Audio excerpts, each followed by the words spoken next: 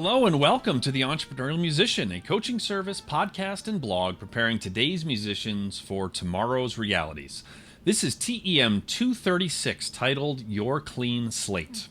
Thank you to Parker Mouthpieces for providing the hosting for TEM. Parker Mouthpieces offers fine, customizable component mouthpieces for horn, trombone, euphonium, and tuba, including the Andrew Hitz Artist Model Tuba Mouthpiece. You can find out more at parkermouthpieces.com or follow them on Facebook, Instagram, and Twitter.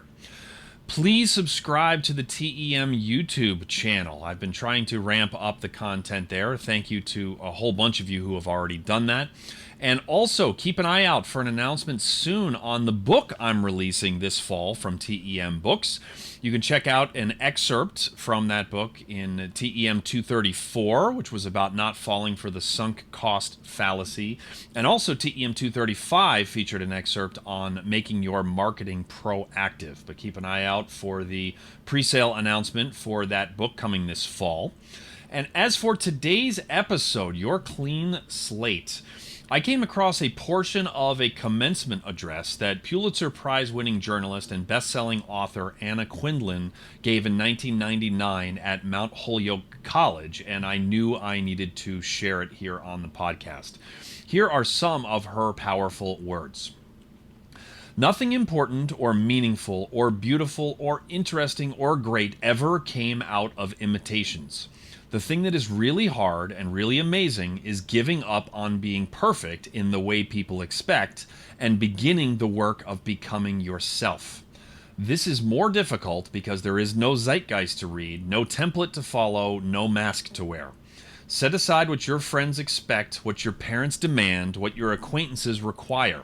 Set aside the message this culture sends through its advertising, its entertainment, its disdain, and its disapproval about how you should behave.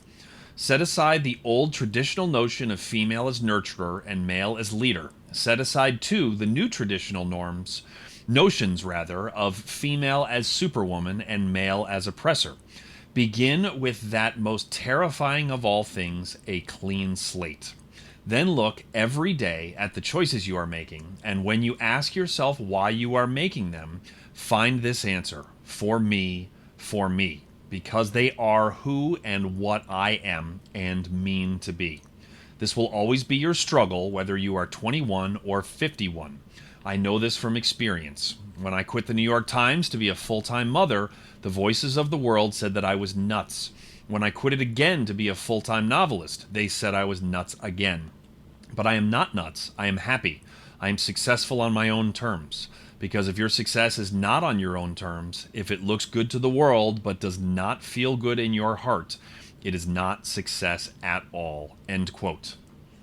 Begin with that most terrifying of all things, a clean slate. That's powerful stuff. Seth Godin talks about building on an empty lot, which is his version of this. The reason having a completely clean slate or building a business in a totally empty lot is terrifying is because you are then on the hook for all of the decisions. When you get to name the thing, if the name sucks, it's on you.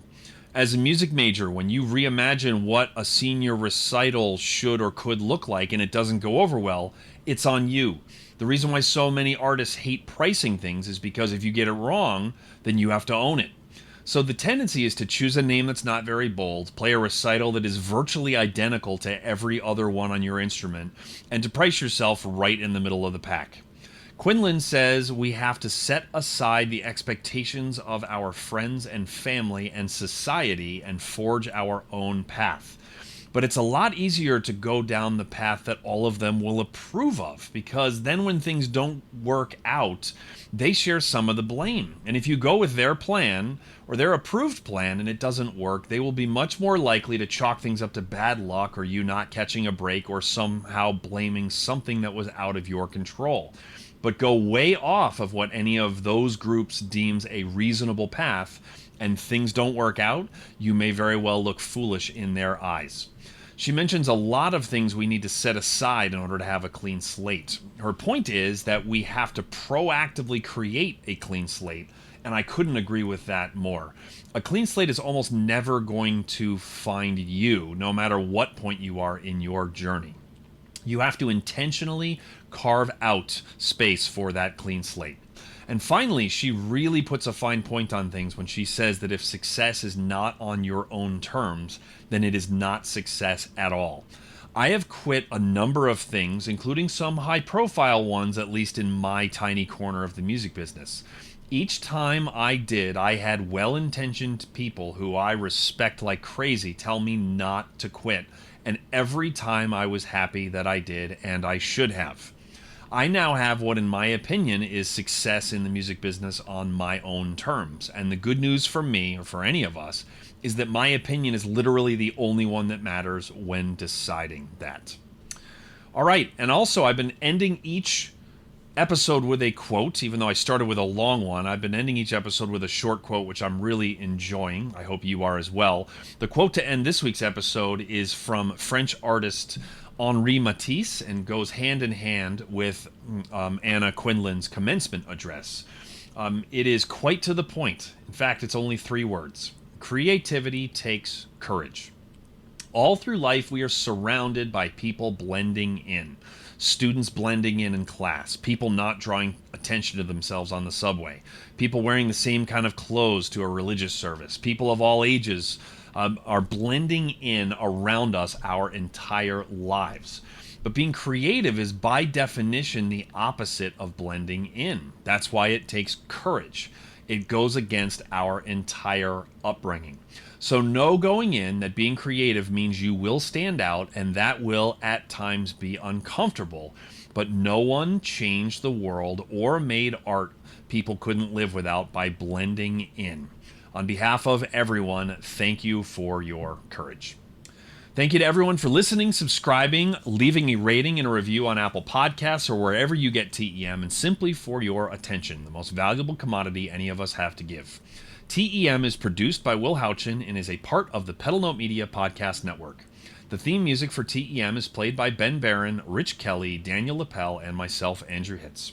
For show notes, the TEM blog, and to learn more about TEM coaching, please visit our new website, tem.fm. You can also find us on Facebook, Instagram, and Twitter. And, as I mentioned at the top, please subscribe to the YouTube channel. That would be awesome. And that's going to do it for another episode of The Entrepreneurial Musician.